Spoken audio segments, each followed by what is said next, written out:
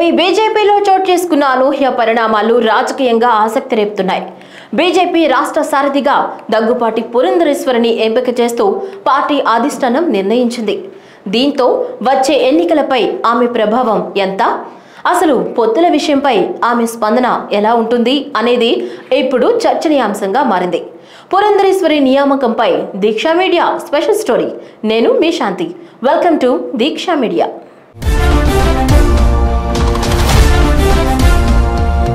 AP BJP అధ్యక్షురాలిగా పురంధరేశ్వరిని అధిష్టానం నియమించింది. పొత్తులపై పురంధరేశ్వరి ప్రభావం ఎంత ఉంటుంది అన్నది చర్చనీయాంశంగా మారింది.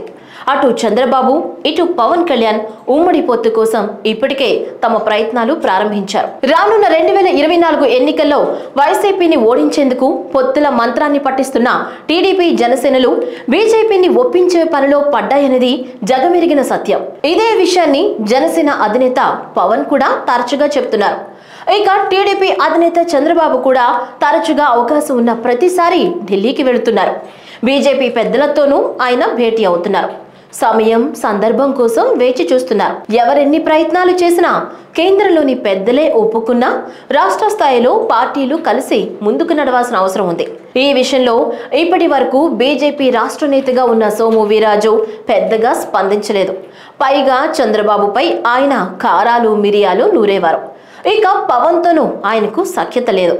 ఇలాంటి సమయంలో పురంధరేశ్వరికి పగ్గాలు అప్పగించడంతో ఆమె మాత్రం టీడీపీతో కలిసి నడుస్తుందా, ఆమె మాత్రం పవన్తో కలిసి రాజకీయాలు చేస్తారా అనేది ప్రధాన చర్చ. ఎందుకంటే కుటుంబ పరంగా, రాజకీయాల పరంగా కూడా చంద్రబాబుకు పురంధరేశ్వరికి మధ్య ఉన్న విభేదాలు ఇప్పుడు మరోసారి చర్చకొస్తున్నాయి. అయితే 2014 ఎన్నికల సమయంలో బీజేపీ, టీడీపీ కలిసి పనిచేసినప్పుడు పురంధరేశ్వరి రాజంపేట నియోజకవర్గం నుంచి పోటీ చేశారు. ఆ సమయంలో రెండు పార్టీలు కూడా పొత్తులు పెట్టుకున్నాయి. దీంతో పురంధరేశ్వరి మెడలో టీడీపీ కండువాను కప్పుకున్నారు. కానీ పెద్దగా ప్రచారంలో మాత్రం పాల్గొనలేదు. ఇది అందరికీ తెలిసిన విషయమే. ఆ తర్వాత మళ్ళీ ఇప్పటి వరకు కూడా టీడీపీ ప్రస్తావనను ఆమె తీసుకురాలేదు.